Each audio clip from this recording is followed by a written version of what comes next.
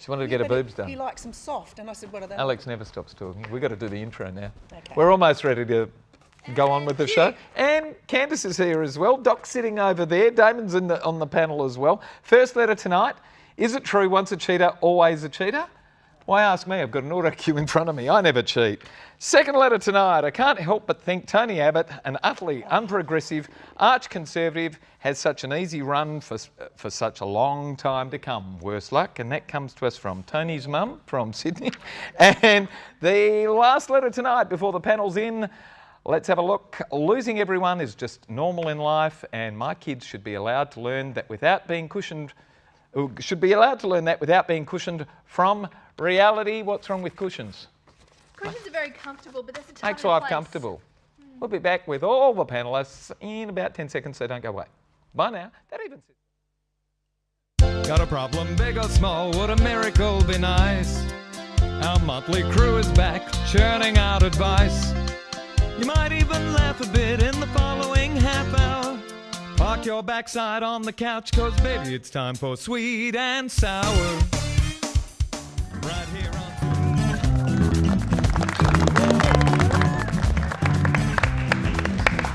Good evening everyone, thank you. Welcome to Sweet and Sour. Great to have your company tonight. Gary Mitchell with you for the next half hour. Fun-filled, we hope. First up, a man we haven't seen for a long time because he's been on tour. Hello, Dr. Dingle.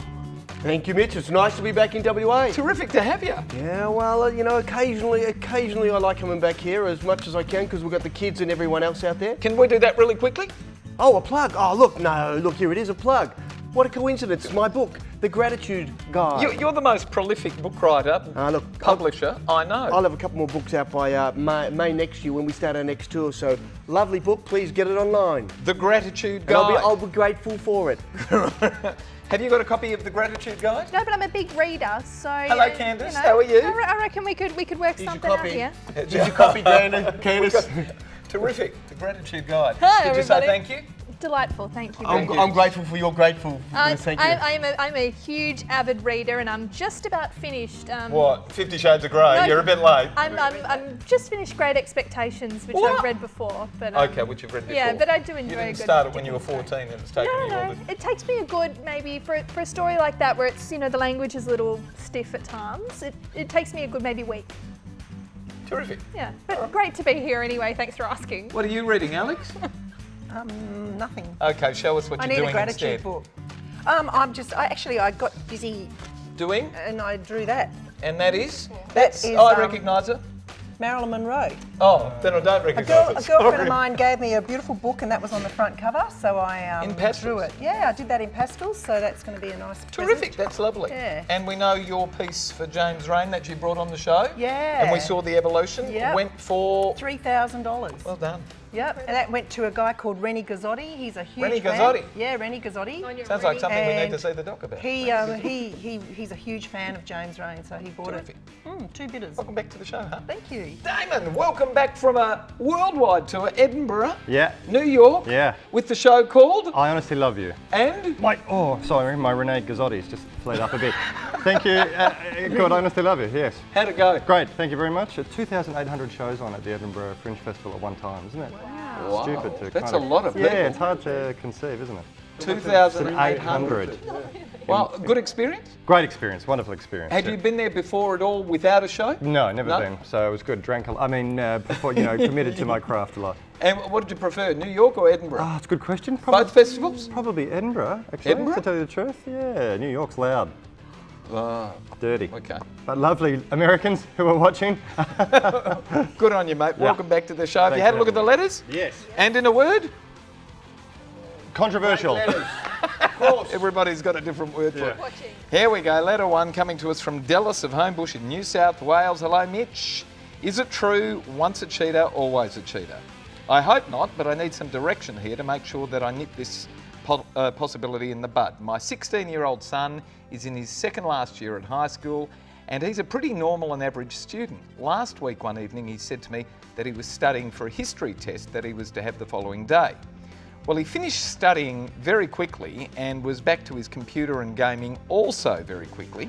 Without asking, I went to his room to grab a pen out of his pencil case and found a whole heap of cheat notes on his history topic. I almost died. I have no idea why he would feel the need to cheat. I don't know how long this has been going on, but if he's doing it in history, he's obviously doing it in every subject. It's never going to help him.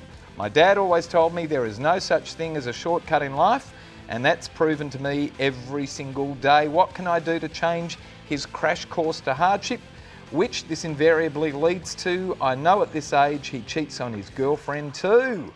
Am I too late? As I said, Dallas of Homebush. Damon, first up on this. Ever cheated? Hey, let's get back to the letter. So, Dallas, what I like most of all is that you spend 7/8 of the letter talking about cheating on the history test, and then we touch briefly on cheating on his girlfriend. So, good that the priorities are in order there. It's only cheating if you get caught. Remember that for the rest of your life. So your son could have a very prosperous life and cheat until he gets found out, and then he realises the errors of his way. But what you can do to change it, out of your hands. Just let the bugger cheat and succeed. Have you ever got caught cheating? I don't cheat. In anything? But I've caught a boyfriend cheating. Oh. Was he your boyfriend? Yes. And what did you do? Was it your boyfriend long I after? smacked him Whoa. as hard as I could. He was 6'2", and I jumped up and I went boing. How did you, Don't condone how did you catch violence. him cheating? What was he doing? Well, I was sitting off his house Sitting off his house. on my What does that birthday mean? because we had a big fight, and then he didn't take me out, and then I was sitting in my car, just sitting off his house, and then he came home with a girl, and I got out of the car and I went up to him, and she drove off. I went, yes, very nice. So she drove off, and then I went up to her and I slapped him How do you know it wasn't his sister? because the girl used to go to the gym and she wanted to go out with him, and we had a fight. So then she was checking, and she bought him actually it was his birthday, not mine. And then she bought him a body pillow, and I ripped it to shreds and threw it out the window. And then he bought 12 roses. She bought 12 roses for him, so I got those, threw them on the ground and stomped on. He just laughed. He Did thought it you was change hilarious. the error of his ways? Why did Could he you ever change start it? No, he just did it to stir me up. He knew that it would. He knew, you I were would going to be react. sitting out watching He him. knew I would react, and so he just wanted to pay me back. Look, who cares? Can you change a Look, cheater? He's a boy, and he's got the male gene in him, so he's a cheater, and they all cheat. No, Men no, can't help themselves. no. There's grass is always greener on the other side. No, no, Yes, no, yes, no, yes, no, yes. no, no, no. You show Dangerous me perspective. men that don't cheat. You've been burnt a bit, haven't you? What gives you that impression? I'd reach out the olive branch of sisterhood and say there is hope for you yet, my dear. I think that Can we this change is, him? Yeah, I think this is a nurture problem. I think lies with parents, truly do. They need to nip this in the bud. It's not all her fault, but now that she knows about it, there's no excuse not to take action. Really does need to confront him about it.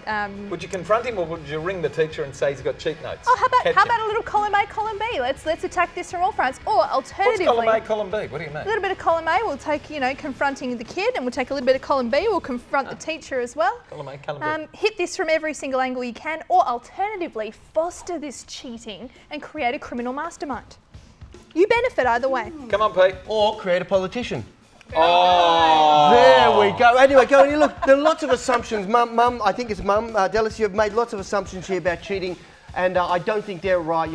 Once a cheater, always a cheater. An absolute rubbish. Absolute. You've got to take a step back and say, okay, look, why is my son cheating? Is there some underlying problems? Are there issues with my son? Lack of confidence? He's a teenager. Trust me, he's got problems. He's got serious problems because he's a teenager. And teenagers go through all of this junk and, shit in their lives.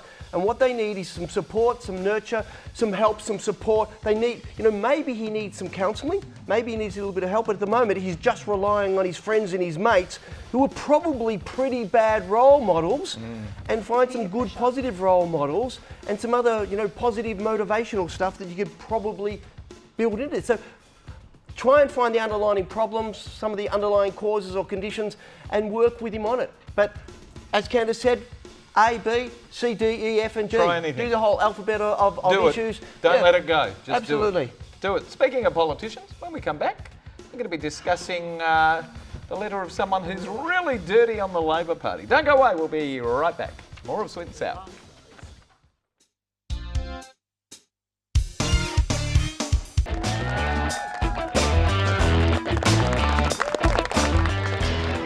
Welcome back to Sweet and Sour. If you'd like to send us a letter, send it to the address that's appearing on your screen right now. There it is, letters@sweetandsour.net.au. It'll land here, and if we like it and we discuss it, we're going to send you to the movies, courtesy of our very gorgeous Natalie Cameron and NRC Communications. There it is, Blue Jasmine starring...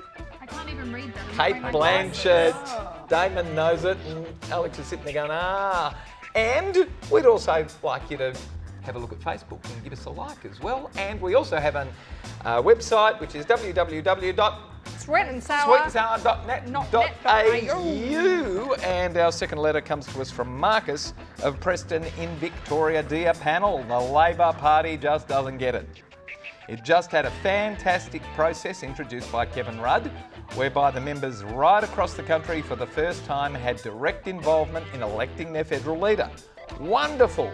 Then totally out of step with the tens of thousands of grassroots Laborites who participated, the same group of union-dominated federal Labor politicians thumbed their noses at the supporters and went straight and elected Bill Shorten, the bloke responsible for knifing two of their own prime ministers. Just totally out of step with all Australians, not just the Labor people. We couldn't cop Julia Gillard once we understood how complicit and morally questionable she proved in working to oust the sitting Prime Minister Kevin Rudd at the behest of her union buddies. So what makes any of them think we're going to cop the bloke who was directly responsible for thrusting that knife? They just don't get it. They deserve to wander in the political wilderness for years until they get rid of union influence and demonstrate that they are listening to the public. And having just heard former Labor Attorney General Nicola Roxon continue to push the union line and focus on vengeance against Kevin Rudd more than a month after the election, I just can't help but think Tony Abbott, an utterly unprogressive arch-conservative, has just such an easy run for such a long time to come. Worse luck. As I said, Marcus of Preston, Victoria. I think Marcus sounds like a bit of disaffected Laborite. Doc, what do you reckon? Yeah, absolutely. Now, Marcus, you come from Preston. I actually come from Coburg, just in the neighbourhood there. And I actually came from a strong Labor background. I did come from a strong Labor background, and exactly what you were saying is, I absolutely agree with you. And look, but we need this stuff to happen, so everyone gets a shake up and down, so that we actually go out and wander in the political abyss out there. Yeah, it evolves. It does. You know, I totally agree with you, and I really believe most of the big political parties around the world have actually lost touch with the people who are important. It's even worse in America, where 21% of the Republicans literally run and torture the country. So Tea Party. It was a golden opportunity. It was lost, and I really believe the process that Labor has gone through undermines democracy. But I think most of the big parties are undermining democracy as it is, and I think, shit, where are we going? Where are we going? I don't know. I'm really worried. Are you worried? It's evolving. The Labor Party will learn. This bloke says they're going to wander in the wilderness for a long time to come. Look, things are fluid in politics. I've been a journalist for many years. A week's a long time. Things, are sitting over here for a little while, sitting over here for a little while. I'm a centrist, absolute centrist, fence sitter as far as they come. Fence sitter? The fence is You're so not far a up fence my sitter? back. Yeah, totally. When it comes to politics, absolutely. I vote based on my local candidates because there are a lot more people behind the scenes than your singular That's not person. sitting on the fence. Well, That's being passionate about your local area. I'm passionate about my local area, but that doesn't mean that I vote necessarily with my local area, if that makes sense. I take everyone at their, at their face value. I look at individual policies, and I base my vote on that, not on a particular party. So on the last election, the influence of Tony Abbott or Kevin Rudd had zero bearing. Absolutely zero bearing. The problem is though, because we've got the parties, the actual parties themselves dominate what the individuals want. So we're voting for an individual who goes into a party and has no say. Right. Yeah. And so we're the most disaffected population ever in this country. Alex, you're a political animal. What have you got to say to this one? What? Oh, we're talking about politics again. Did you vote in the last election? My God. Yes. Did you? Yeah. Did you know who you voted for? Yeah. Did you? Yep. Did you feel strongly about your connection to your vote? Yeah, you know what? It doesn't matter. It doesn't matter. That's you can not huff true. and puff about everything, about getting this done. Like on Facebook, everyone's having this big argument about, the asylum seekers, and then I just sort of put my 2 cents worth in. Next thing, I'm called racist, and I'm like, well, I'm just saying. I'm just saying what someone told me. It's not my, I'm just saying this is anyway. And everyone gets all heated up about politics. Passionate. Nothing's gonna happen. Damon, last word on this one. I speak on behalf of all Australians. We're still shocked and dismayed that the Australian Sex Party weren't elected in a landslide. Environment platform, non-existent. Financial platform, non-existent, but they wanted us to have more sex. And we're still shocked. We're still shocked and dismayed, generally. Okay, you've won the votes of 4 of us over here. Good. Vote Damon. From some of those policies. Letter 1 what? Letter 1 could have benefited from some of those sex party policies. Who has sex anyway? Your ex-boyfriend. Have you got a Your pet? ex-boyfriend, Yeah, that's right. Oh, bird. Have you got a pet? Yes. What sort of pet is it? Cat. A cat. Have you got a pet, Damon? Yes. Got a pet? Does my other half count? No. Pet? It just passed away. Just passed away. When we come back, we're talking Yeah, about want the me to- plight of those who have to deal with the Do you want me passing to on do your of a pet pet. portrait? No, not tonight. When we come back, more of Sweet and Sour. Don't go away. Sorry. How about my portrait? Mr. Gary Mitchell, a man whose talent is only exceeded by... everyone else's.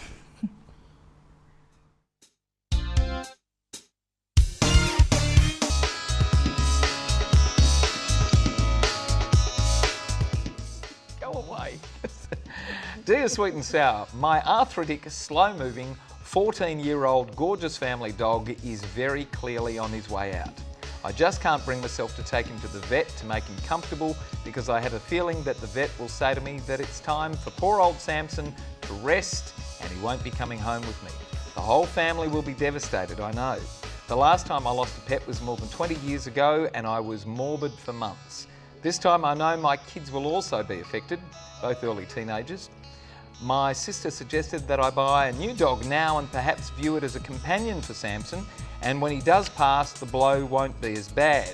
But I don't know whether I should just buy a different pet altogether rather than replace the adorable current one with a newer model, which all seems very cold. My brother says that I should do nothing and that losing everyone is just normal in life and my kids should be allowed to learn that without being cushioned from reality. What does the panel suggest I do here, please? Wayne of Bateman in WA. Oh, Candice, ever lost a pet? Yeah, definitely. How old?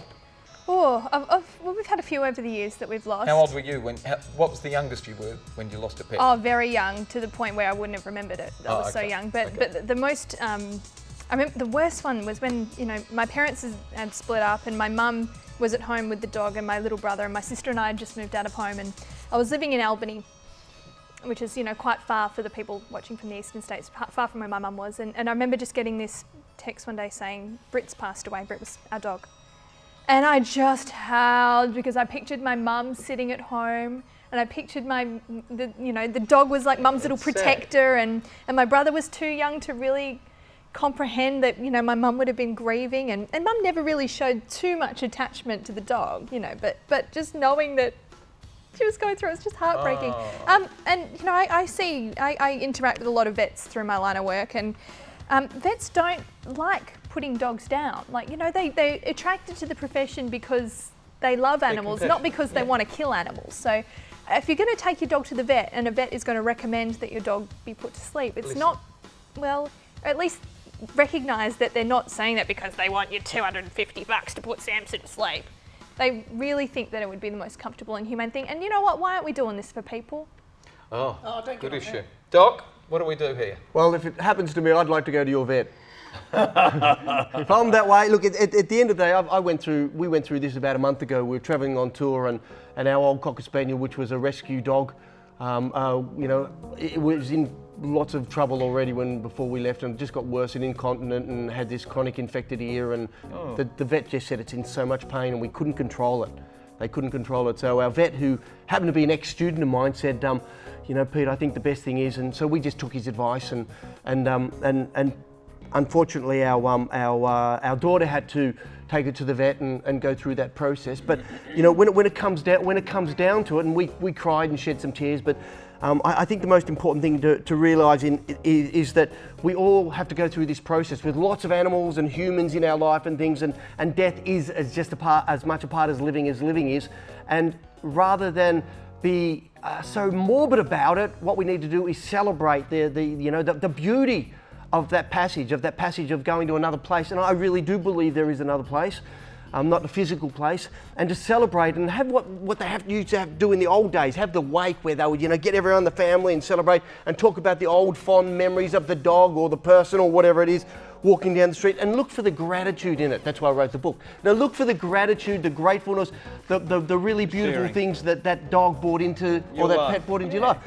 But finally, also on that other issue, buy a different pet. Yeah, actually get a different pet, and you might find a younger pet, not too young, but a younger pet might actually bring a little bit more life back to that dog as well. Because dogs are actually pack animals, and when they've got another animal around there, and as long as it doesn't put too much pressure on, it actually might bring a little bit more life and a few more months or even a year or so back to your old dog. Damon?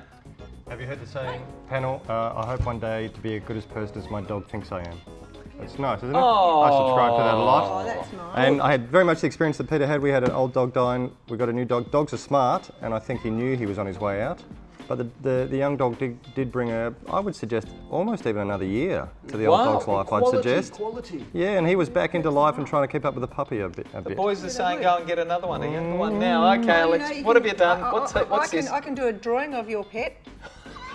That's just Shameless. like my cat, Mr. Bigglesworth, Helix Bigglesworth. So anyway, no. Helix Bigglesworth. I had the same thing. I had a Burmese for 14 years. He was my little baby, Brodson. Channel 9 came over and did a story on us because he had diabetes, and he also got very, very sick. And I saw him through it, and then he used to drive in my car, the MG. I'd have the roof off, and he'd sit on my lap with, hanging over that. So they filmed that, and he was a beautiful cat. He was like my child. I took him everywhere with me, and then when I had to have him put down because he had kidney lymphoma, I couldn't do it. I thought, how am I going to do this? This is like my little, it's like a child to me. So my vet he was great. He actually came over to my house, and I think that if you bring the vet to your place to do it, the dogs in the surrounding that they know and they feel comfortable, because they don't like the vet. My cat used to growl and everything at the vet.